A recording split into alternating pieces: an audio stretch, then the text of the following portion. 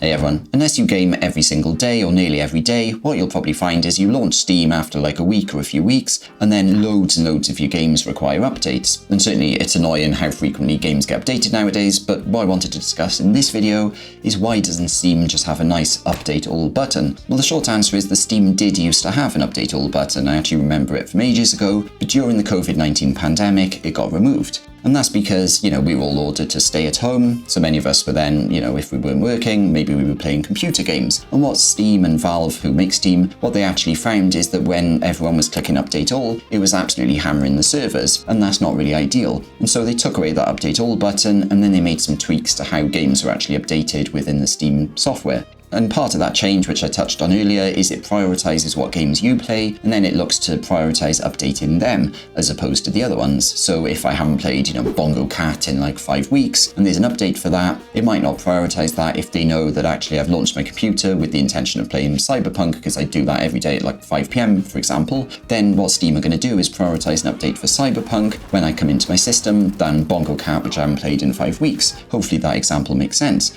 The other thing to know is the game updates aren't just like downloading a big Linux ISO like a single file. Game updates don't work like that. There's a lot more interactivity to it where, a game gets downloaded in chunks and unpacked and partially installed on your actual computer before Steam goes away and requests more of the game files in the update from Valve servers. So it's actually more of an interactive and demanding process than you might think when you actually update a game. And that's why, Valve just said during the COVID pandemic, we can't keep having this update button, so let's remove it and move to like a prioritization model instead. Equally, updating a game from like 2005 that I just don't care about, even if it's a small game, that's going to drain the bandwidth of Valve. Actually downloading things has a real world cost. So if I just had an update all button and I was clicking that and it was just updating loads of games in my backlog that I just have no intention of playing, that's going to be bad for Valve because they got to spend more money on bandwidth. And you might be thinking, that cost isn't much compared to like, AI servers which are generating random videos of cats and things like that. But actually there is a cost to Valve for actually having those game updates,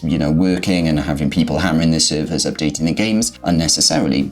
Bandwidth does cost money, and potentially, if Valve just brought back the update all button, it might be that it costs them even 1% extra or 2% extra each month or whatever, and then they'd have to raise the price of games. And that wraps things up. But if you've got any further questions, leave them in the comments. And if you enjoyed this video, please click the thumbs up button and please subscribe to see more short videos like this. Thanks for watching.